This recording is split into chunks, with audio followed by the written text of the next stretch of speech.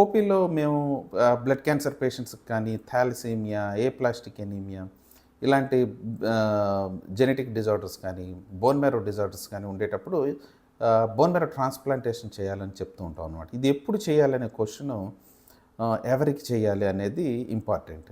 ఎందుకంటే బ్లడ్ క్యాన్సర్స్‌లో కూడా అందరికీ మనం బోన్ మ్యారో ట్రాన్స్‌ప్లాంటేషన్ చేయము. హై రిస్క్ మాలిక్యులర్ జెనెటిక్స్ ఉండేటప్పుడు కానీ, లేదంటే పదే పదే ఆ జబ్బు రిపీట్ అయినప్పుడు కానీ మనం ఖచ్చితంగా బోన్ మ్యారో ట్రాన్స్‌ప్లాంటేషన్ అనేది సజెస్ట్ చేస్తుంటాం.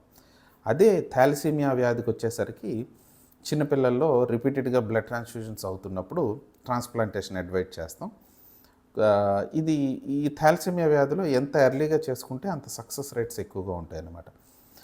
వెన్ కమ్స్ టు ఏప్లాస్టిక్ ఎనీమియా లాంటి జబ్బుకి వచ్చేసరికి యంగ్ పేషెంట్స్‌లో ట్రాన్స్‌ప్లాంటేషన్ సజెస్ట్ చేస్తాం. కొద్దిగా ఓల్డ్ ఏజ్ పీపుల్‌లో మెడికేషన్ లేదా ఇంజెక్షన్స్ ఇమ్యునోసప్రెసివ్ థెరపీని మనం సజెస్ట్ చేస్తాం.